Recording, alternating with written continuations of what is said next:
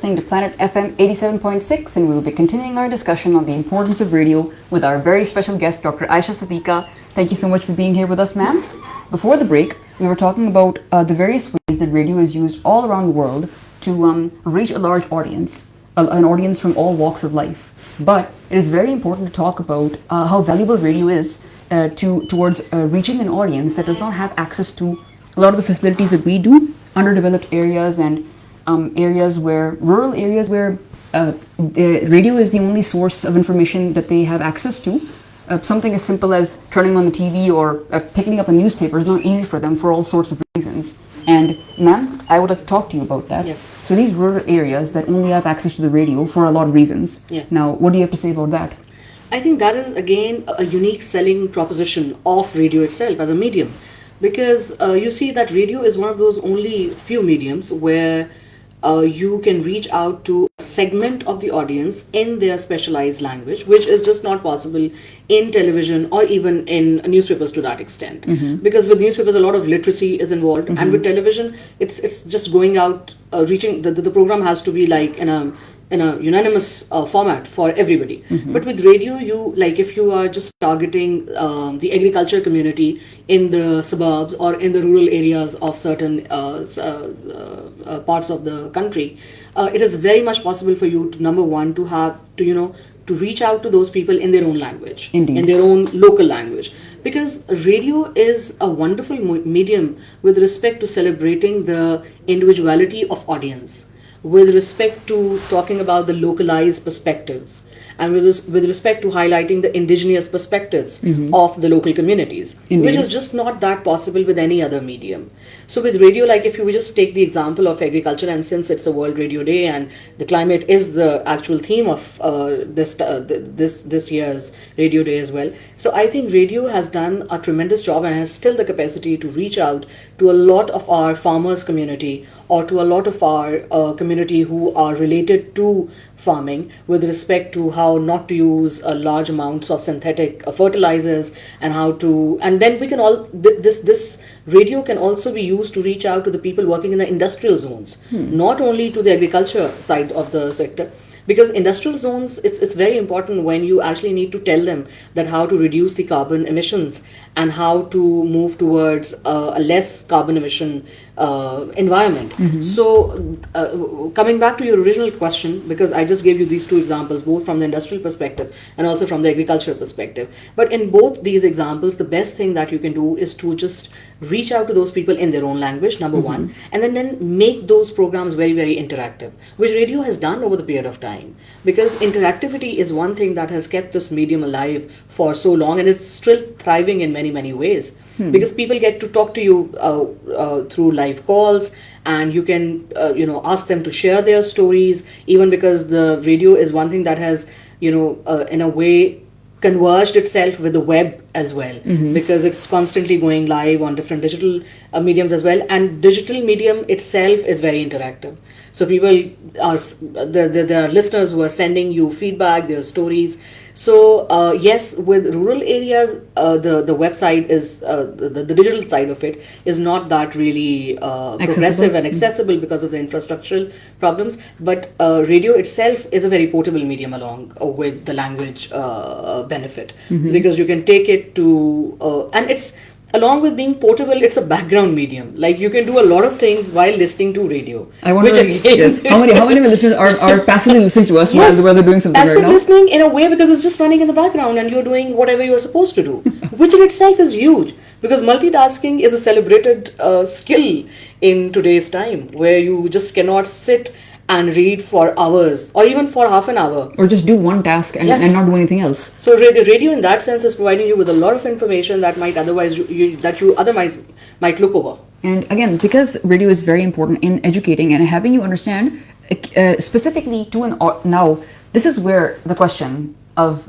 we've been talking this entire time about the importance of radio. Now, radio is very important to a lot of people out there, but talking about it from a modern perspective, like we just briefly touched upon, I keep mentioning my listeners, you people are the ones who are tuning in, and even today on World Radio Day, it's about a celebration of the radio and how people over the years have listened to the radio day in and day out, and maybe that doesn't happen anymore in the modern age, but if it does, what is it that keeps that relationship between the audience and whoever's operating the radio consistent and maybe even growing in the future? It has to be a two-way relationship. So Yes, yes. what is it that the audience does? What is it that the people working at the radio do that helps this medium thrive?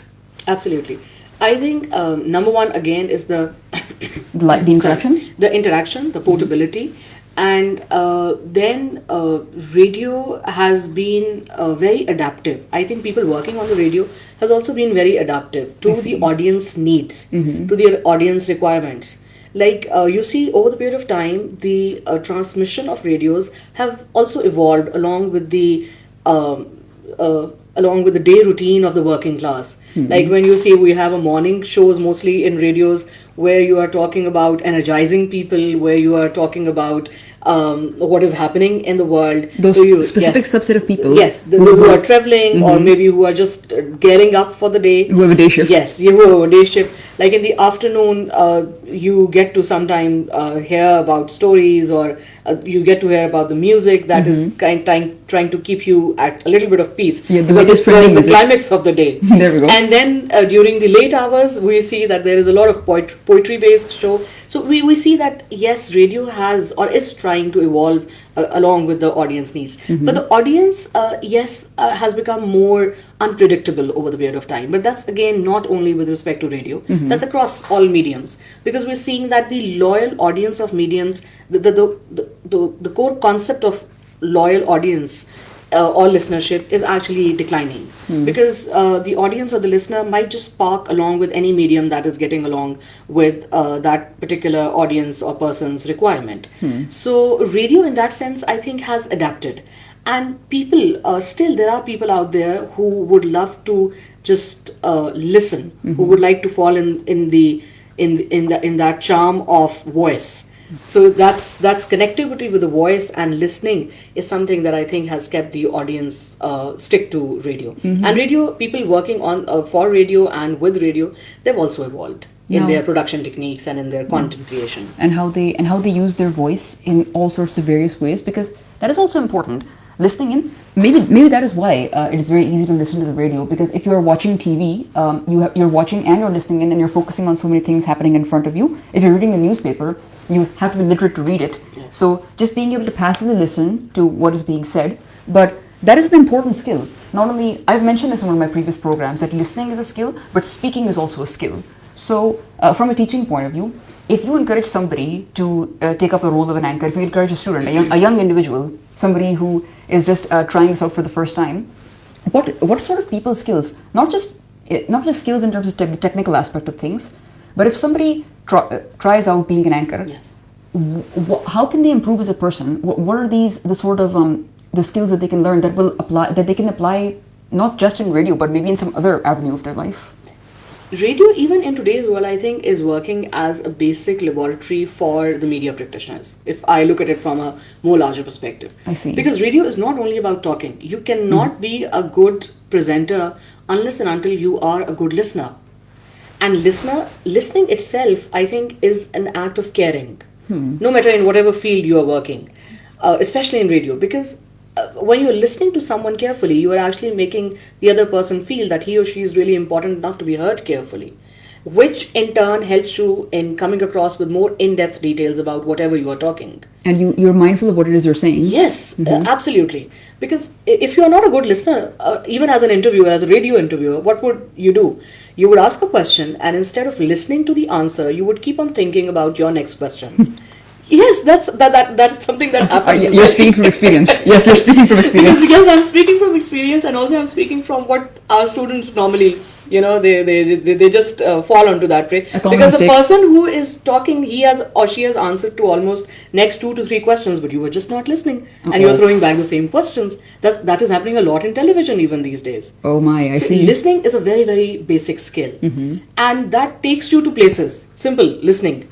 And we have undermined the importance of listening over the period of years, because sometimes we just talk, and we want people to know that we can talk, and we have opinions, and we have questions. We have something to say, but what exactly are we saying? What exactly are we saying? So we are falling into that trap of just talking but not really relating to how much our talking is contributing to that particular area.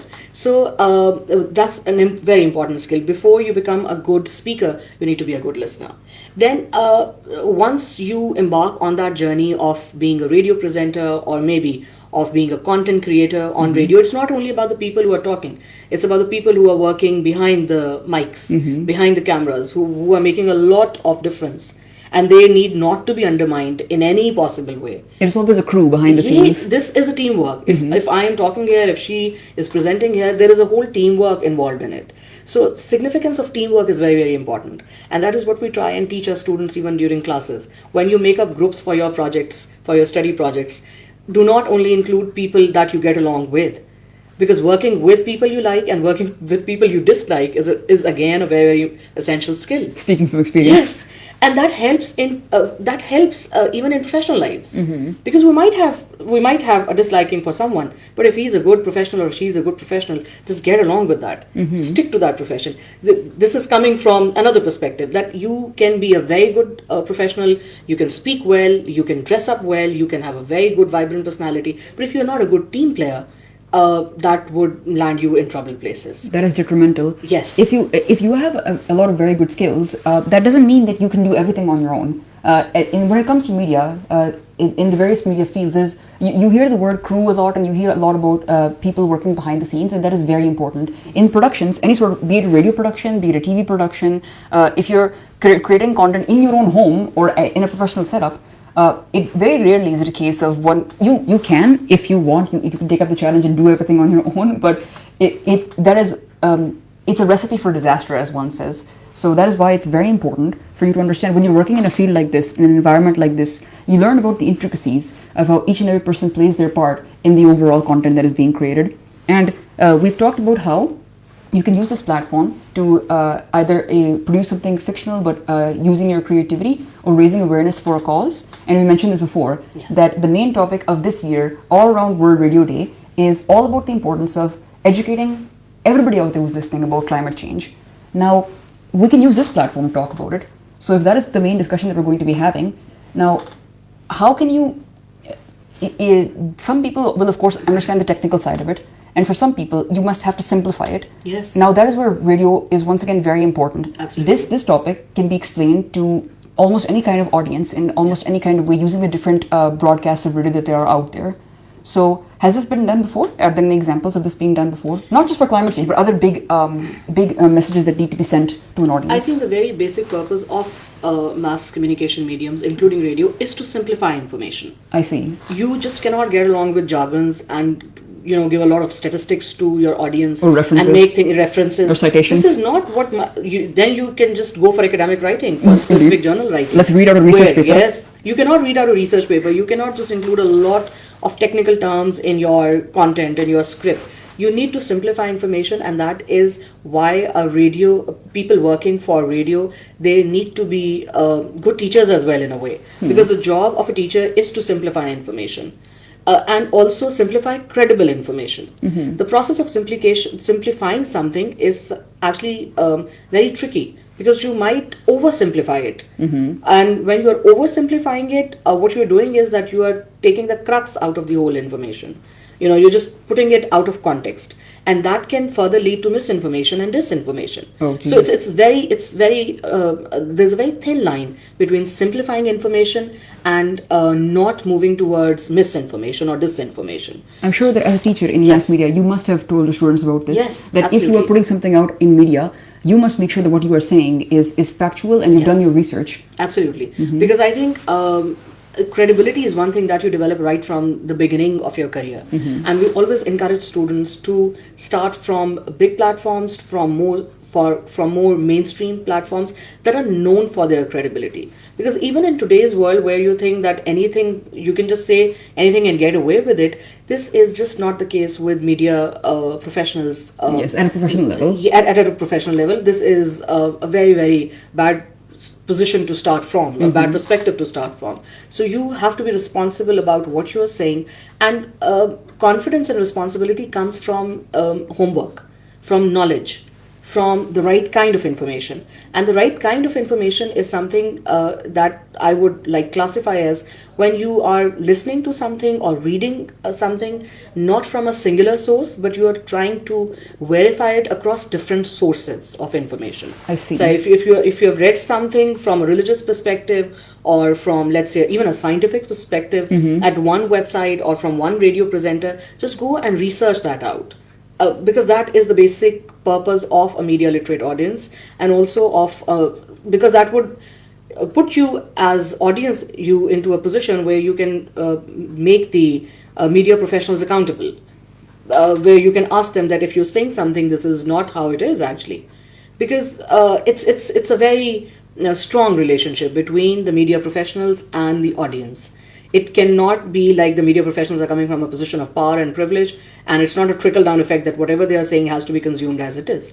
So if we have a more literate audience, if we have a more empowered audience who knows the importance and significance of source verification, especially related to any sort of information, be it related to climate communication, because out there in the world, the anti-climate or the no climate communication, where you are saying, when you look into the global north or in the developed parts of the world, you see there is this whole campaign that climate change is just not for real, and it is just made up phenomena for the funding of the underdeveloped part, because that's a whole narrative. Yes, it's a whole other narrative. If you're not well aware, if you're not well researched, so you can fall prey to such narratives. You just take it at face value. Yes, and you should not. No, absolutely not. Those people. This is. I'm not sure how many of my listeners know this, but there is this whole campaign, this whole narrative that has been for the longest time. It is tried to be propped up that climate change is not real, which is it's a huge issue, and that is why it is very important to raise awareness on this topic. And I've done it in my previous programs as well. I'm sure Ma'am has in many of her own programs or many of your projects that you've raised awareness for this and educated people on understanding this is a serious issue. It's a serious world issue, so it's not just something that is specific to one country or a few countries here and there. It is a serious issue in the world that must be highlighted, and this also is something that I would like to have your opinion on, that everybody, if you have a platform where you can raise your voice on a topic like this, and you just mentioned being well researched, so just because there's a topic that everybody is talking about, and you want to talk about it, yes, but you will emphasize that just because it's a topic that everybody is talking about, it doesn't mean that you will just say something without understanding it first. And that is also something that a lot of people do. They want to say their piece, but they don't really know what it is that they want to say. They just want to say it because everybody else is saying it. Now, that is the main point that we're trying to make, that we're raising awareness for climate change on this day, World Radio Day. Now, ma'am mentioned that having a literate audience is also very important. Now, on World Radio Day, ma'am, this is a day that is all about the importance of the radio. So on a day like this, people like us, we make our programs. It is in the professional circuit, programs are being made around World Radio Day, celebrating the radio, talking to people about the radio. What would the listeners, what does the audience do on a day like this? Do they learn more about the radio? Do they try their own projects at their own institutes, whatever they may be, university or somewhere else? What does the audience do on a day like this, on World Radio Day? I think you need to segmentize audience with respect to this question, because there might be a part of the audience who are like related to radio, who are into areas where they can reach out to actual infrastructures of radio for them, or who are working for radio, maybe students or professionals. For them, yes, Radio Day has a lot of significance because they are trying to rejuvenate, and they are trying to re-strengthen the whole power of radio itself. But for general audience, this might be just another day, unless and until we do not make it relatable to them. So in this case, the responsibility lies with the media professionals or with the radio presenters themselves. Because for the general audience, of course, we need to make them aware. And I think radio might take help of other mediums like television or even a newspaper to reach out to their audience or to their potential audience. Yes, there's who are not listening to them, but might listen to them when they are, looking at the presence of radio and their narratives and on other mediums as well. They become aware of World Radio Day. So converging medias is something that is happening across the globe, and we should not be afraid of it. That's something that brings more power to a medium itself. So yes, and we should also re-strengthen our narratives and our efforts in terms of making radio more usable for reaching out to the marginalized sections of the society, for reaching out to children in the society who do not have access to formal education, for reaching out to women and men in the society who were not able to continue their education because of many various barriers. So this can provide a very, very vital platform along with the with the relationship. If you make it an integral part of the distant learning programs, I think radio is working wonders. Also in Pakistan and across the globe, when you talk about distant learning programs. So that's one area where you can reach out to audience who do not have access to very formal educational or infrastructural systems. Is distant learning program where lectures are given via radio? It can, no, it's not only via radio, but we can use radio in those distant learning programs. I see. And it has been used in certain yes, I'm sure. areas. Yes. I'm sure that there's been instances. I'm not sure if it currently happens. I can't take a very recent example, but using radio as a means of was that something that happened during COVID? Probably not, but using radio as a means of educating an individual, listening into a lecture or listening to the radio. No, that's happening with some of the educational radios that are operating in the country's universities currently, as well, and also in some of the distant learning programs as well. But yes, radio has and is still being effectively used to sometimes deliver lectures on very specialized topics. But this is happening with community radios, of course, again, which are targeting to students and which are targeting to a specific audience. But even in commercial or mainstream radio, I think this is a possibility, and we do see such awareness or such very focused programs in terms of sometimes the sponsored content that is coming in with respect to, like, I can give you example of family planning. We see that a lot of programs, very structured programs, were conducted through mainstream radios to aware people how to have a more controlled population and how to have a more healthy family system. And the same goes for water conservation efforts. We see some drives have been run very effectively where people were taught that how to adopt to more personal practices where you can, save water, like while you are doing toothbrush, how you can just turn off the tap while you are just washing your cars and garage, how you can make less use of the water, even in your showers, how you can make use of more advanced showers where the dripping effect is there instead of just whole full buckets of water being wasted. So yes, radio has been used effectively to even communicate about such very vital issues related to both environmental protection and social issues as well. And this is, I actually want to do a segment on this as well, on water scarcity and how managing water in the comfort of your own home, very important. You don't think about this every day. So that actually has given me some ideas as well. And speaking of ideas, that also leads to another question where there's all this effort that is going into producing these radio shows for the audience. And you talked about audience interaction, that is very important. Now, to any of our listeners tuning in on World Radio Day, or even on any other day, there are plenty of radios out there that allow for audience participation and interaction. So if you are looking for a platform to express your idea, if you're just in your home right now, if you're a musician, if you're a storyteller, if you're somebody who has something to say or something to present to an audience, this can actually be something that you can do. Now, speaking from an audience perspective, that fear of, or maybe it's not a fear of people listening into you, especially if that radio broadcast has a lot of listeners, but that sort of audience interaction is a great way for somebody to launch themselves on a platform if there's something that they want to show. I always go back to musicians, but so many musicians, music is heard on these platforms because they take that chance, and they become that person who participates or expresses themselves on a radio show.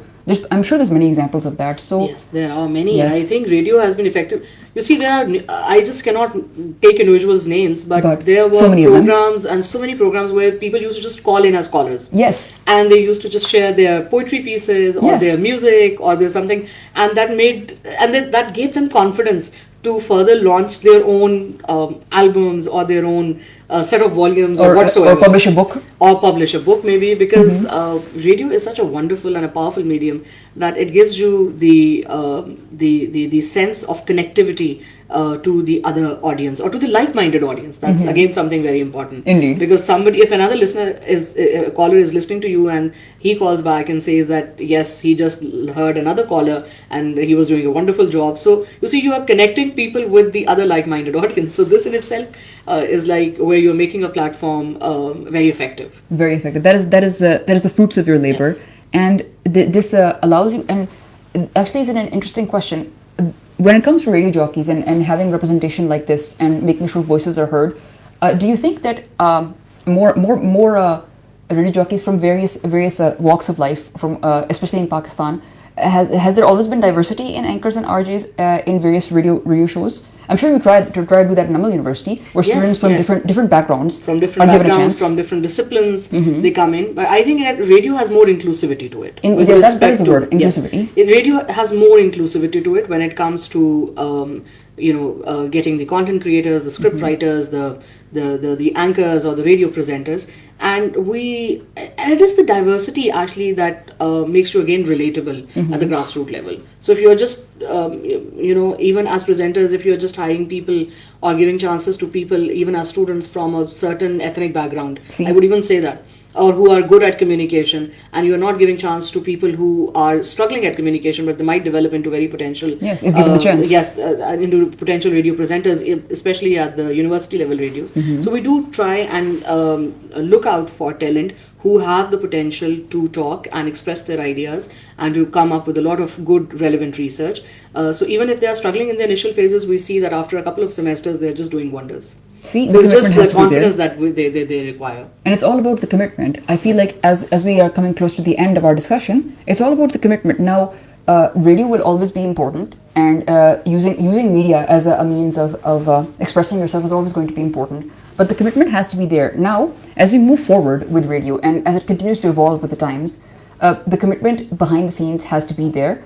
Now, whatever, in your opinion, the future of radio, is it going to continue to evolve, or has it reached a point where it should, if it changes anymore, will it still be considered the radio, like radio from the olden times and radio from now? How much it's changed? Will it continue to change, and what sort of changes do you think may happen in the future? This is, Urooj, a very good question and a very relevant question, because this is an ongoing debate. Indeed. I personally believe that radio is one of the most resilient mediums that one can come across because it has tested, it has bear that brunt of different, even world wars. Wow. So television was not there. We're going to continue radio was this discussion. there. Yes. And it has evolved, and it has like a very resilient spirit to it. It has been through it all. Yes. It's been through everything. And it is evolving, and I think it's not going anywhere, because, and the good thing is that it has again diverged and converged itself across with other media platforms. That has made it more again relatable. So radio is there and is going to remain there. We just need to see that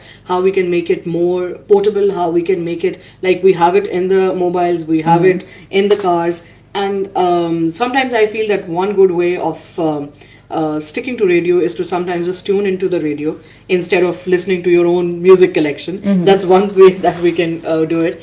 But it's I think it's there, and it will remain there. You are a firm believer that it is here to stay. It's not going anywhere. It may change, of course, and we may not have radios in our home like we used to in the olden days. Yes, having it but in your still there are people out there who have radios with antique radios, and not only as like antiques, but people who don't have access to electricity or who do not have access to internet. They have access to radio, and especially the AM radio, and Radio Pakistan, I think, is doing a wonderful job there. So this is something that we're going to be concluding our discussion with, that radio is here to stay. It is going to continue to evolve, and on days like this, we celebrate radio and how important it is to so many people out there, not just professionals, but for everyday people who rely on radio for entertainment, for information, for edutainment, a combination of the two. And that is what we're going to be talking about today, and there's going to be more discussions that we're going to be having. But for now, that is all the time that we had with our very special guest, Dr. Ayesha Siddiqua. Thank you. Thank you so much once again, ma'am, for your time. It was an amazing discussion. We've discussed so many things, and